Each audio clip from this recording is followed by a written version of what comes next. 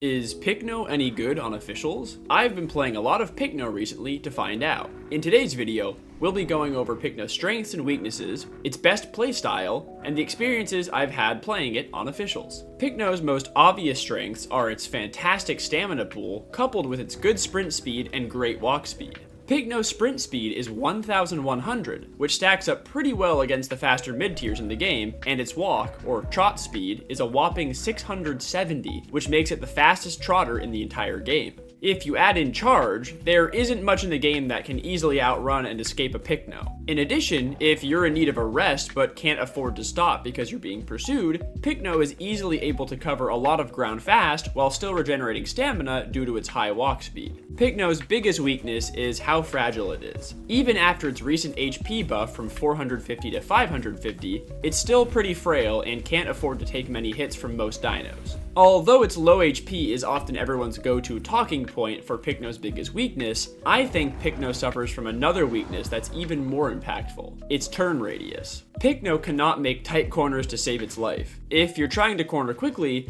your best bet is to either stop sprinting and turn while walking, or just stop and use a small amount of precise movement to help turn around. Since Pycno is already a hit-and-run style dino, I haven't found its glass cannon nature problematic at all. I have, however, felt the direct effects of its bad turn radius. For those of you who watch the channel frequently, you'll know bad turn radius is what ruined Kentro for me, not the other nerfs. While Pycno isn't quite as bad as Kentro, I've still had several fights go on for a bit longer than they really should have because my target kept out-turning me and getting behind me. It's not the end of the world or anything, and I don't think it's enough to make Pycno bad because there are things you can do to play around it, but it's still something to be aware of when trying to chase down and finish off more agile dinos. As I'm sure many of you know, the playstyle that most suits Pycno is hit and run. As I mentioned earlier, Pycno isn't really built for direct confrontations with or face tanks against most dinos, so you should avoid these scenarios most of the time. Here are some general tips to boost your success as a hit and run Pycno player. So first we're going to talk about charge. Learning how to properly use charge is key, because this is going to be your main tool for hit and running against most opponents. Two of the biggest mistakes I see people doing when using charge are A, tap charging, which is when you tap charge when you're really close to or on top of an opponent, and B, not canceling charge. Tap charging is pretty easy to fix, just don't do it anymore. Charge was changed a few patches ago so that you now deal more damage the longer you travel, so tap charging really no longer works. Quick editor's note here: tap charging is still viable versus hats because you're using it in this case not to deal damage but to prevent the hats from taking off, so it's still completely fine to use tap charging versus hats or other flyers. As for charge canceling, this is more of a nuanced thing, but it's still extremely important. Knowing when to cancel charge can save you precious stamina and can also help you get good positioning against your opponents. Far too often, I see people not canceling their charge when they miss, which results in them zooming away from the fight, wasting stamina, and sometimes even going off cliffs or getting stuck. In this clip, these raptors had just finished pouncing me, so I knew they were low on stamina. So I used charge to close the distance and to force the Latin to use its precious stamina to get out of my way. I immediately cancel charge when they dodge, which allows me to quickly turn and finish the kill. A good charge attack should always leave you unscathed or nearly unscathed. Pycno often loses fights if you have to trade hits, so learning how to charge attack at the right time or at the right angle is crucial. In this clip, you can see us taking on two Dasps. Dasps are tough opponents that not only deal more damage than Pycno in a trade, but can easily kill you if you take a bone break. To deal with them, we start alternating charge attacks and then immediately take space post-charge when the Dasps try to retaliate with bone break or heavy bite. It's also good to use bite or tail attack right after you charge as you exit away from your opponent to deal a little extra damage. Remember, you won't take any bone break from attacks on your tail, so use this to your advantage if you need to. And as you can see, utilizing the above strategies allows us to win the fight against these two formidable dinos practically unscathed. Charge can also be used as a tool to close distance versus fast or unsuspecting opponents, as long as you're mindful of your stamina. Letting a charge run for its full duration drains about a third of your stamina bar.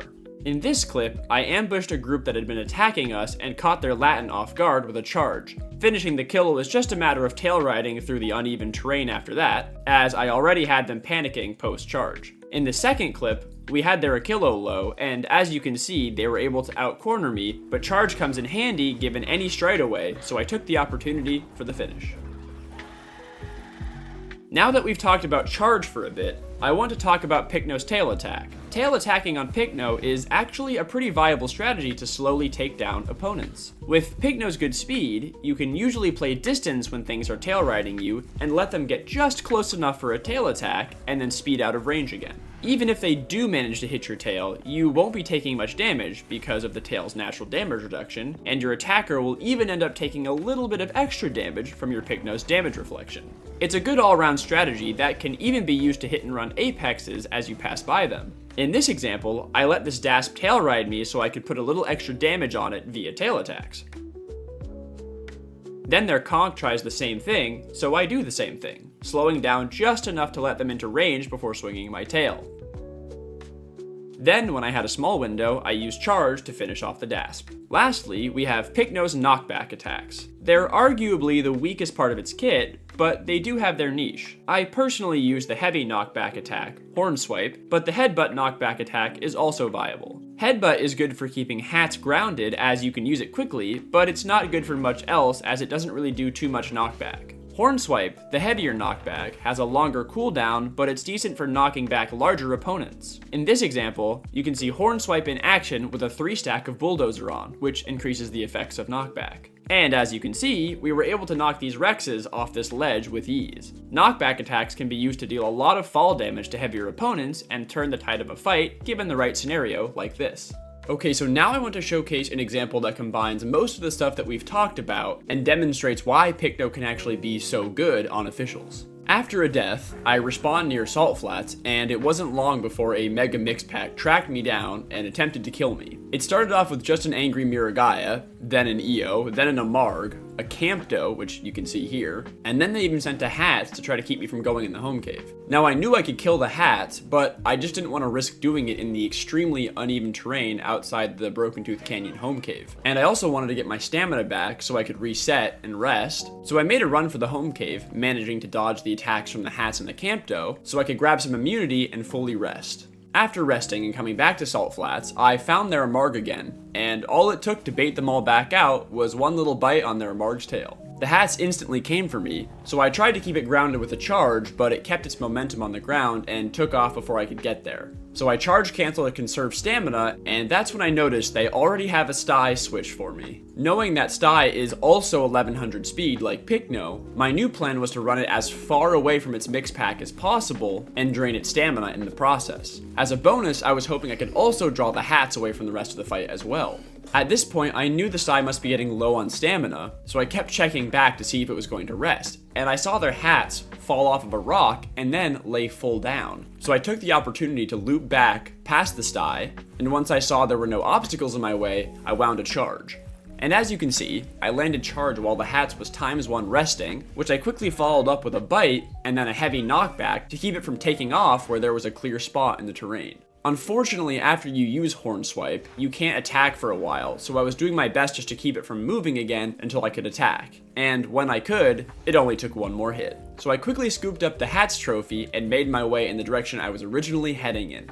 The Sty was having some trouble, so I lay down to rest and get my stamina back while I could. It saw me do this and decided to pop a charge, which I knew would blow through most of its stamina, so I waited for it to come as close as possible before heading off again. Because I knew if I made like I was scared and started to run, it would probably drop down and rest behind me as I ran away. And that is exactly what happened. The Sty took the bait and laid down, and I popped a charge and managed to hit it right as it was standing up. And the knockback from charge made it so it could not headbutt me in return. Then it was just a matter of baiting and managing my own stamina because I knew that the Sty was also low on stamina. This is where Pycno's fantastic walk speed comes in, because if I needed to get away here, I could have just kept walking and I probably would have been able to escape totally fine. But because I knew the Sty was also low on stamina, I wanted to put in as much chip damage as I could and keep its stamina as low as possible. I made one misplay here because I let it get a hit on my leg, which obviously, as you can see, made me bleed, but it wasn't the end of the world as it wasn't too much damage.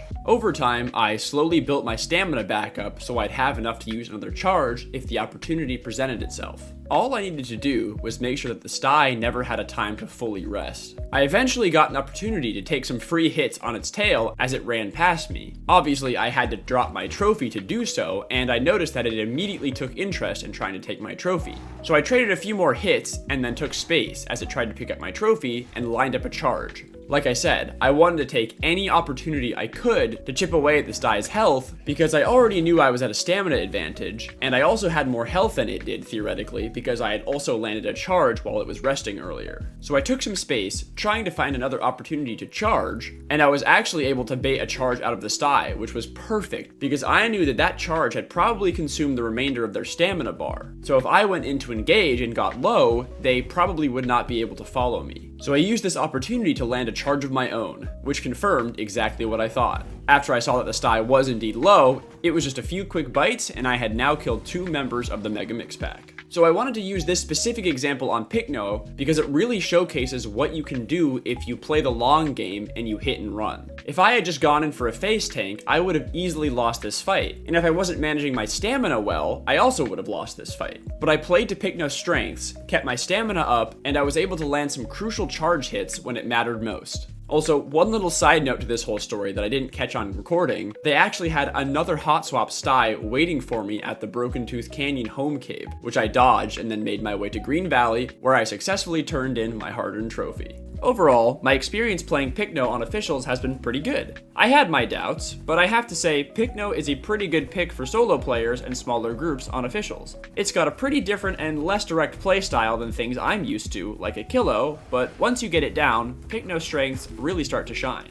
I thoroughly enjoyed being able to run down and finish off opponents that were about the same speed or faster than me using well-timed charges. I would say though that Pycno isn't a super great beginner's dino in terms of fighting because it's so fragile. It takes practice and finesse to play Pycno to its full potential. So I hope you all enjoyed my coverage of Pycno today. Drop a comment down below and let me know your thoughts. Anyhow, I've been your host Conware, thanks for watching, and I will see you all in the next one.